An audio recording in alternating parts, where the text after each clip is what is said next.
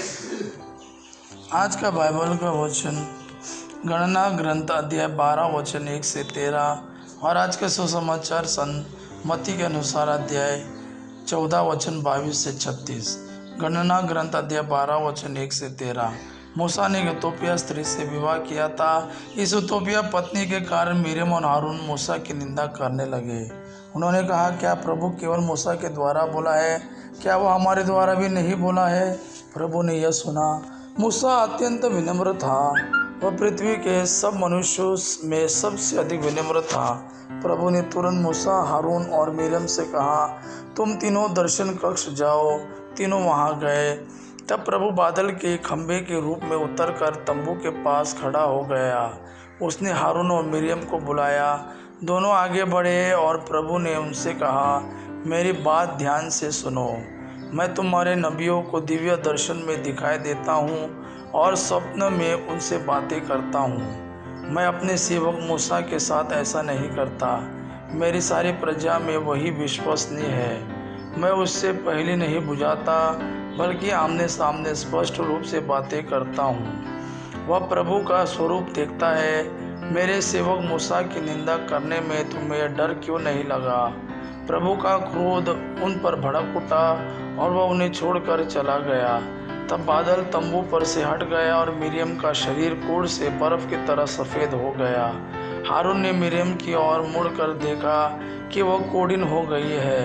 हारून ने मूसा से कहा, महोदय, हमने मूर्खतावश पाप किया है। कृपया हमें उसका दंड न दिलाए। मिरियम को उस मृतजात शिशु के सदृश न रहने दे जिसका शरीर जन्म के समय आधा गला हुआ है। मूसा ने यह कहते हुए प्रभु से प्रार्थना की, हे ईश्वर, इसका रोग दूर करने की कृपा कर। आज का सुसमाचार मत्ती के अनुसार अध्याय 14 वचन 22 से 36। लोगों के तृप्त हो जाने के बाद यीशु ने अपने शिष्यों को इसके लिए बाध्य किया कि वे नाव पर चढ़कर उनसे पहले उस पार चले जाए। इतने में वह स्वयं लोगों को विदा कर देंगे। यीशु लोगों को विदा कर एकांत में प्रार्थना करने के लिए पहाड़ी पर चढ़े। संध्या होने पर वो वहाँ अकेले थे। नाव उस समय तट से दूर जा चुकी थी। वह लहरों से डगमगा रही थी क्योंकि वायु प्रतिकूल थी। रात के चौथे पहर यीशु समुद्र पर चलते हुए शिष्यों के पास आए।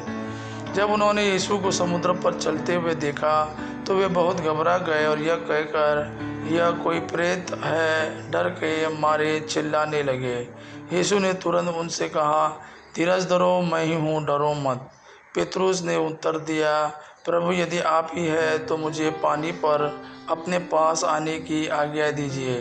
यीशु ने कहा, आ जाओ। पेतरुस नाव से उतर गया और पानी पर चलते हुए यीशु की ओर बढ़ा, किंतु वह प्रचंड वायु देखकर डर गया और जब डूबने लगा तो चिल्ला उठा, प्रभु, मुझे बचाइए। यीशु ने तुरंत हाथ बढ़ाकर उसे थाम लिया और कहा, हे अल्पविश्वासी, तुम्हें संदेह क्यों हुआ? वे नाव पर चढ़े और वायु थम गई। जो नाव में थे उन्होंने यह कहते हुए यीशु को दंडवत किया, सचमुच आप ईश्वर के पुत्र हैं। वे पार उतरकर गेनेसरेत पहुंच गए। वहाँ के लोगों ने यीशु को पहचान लिया और आसपास के सब गांवों में इसकी खबर फैला दी।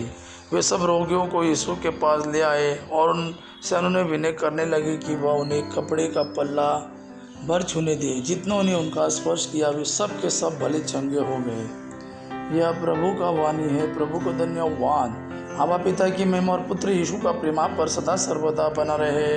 आमीन।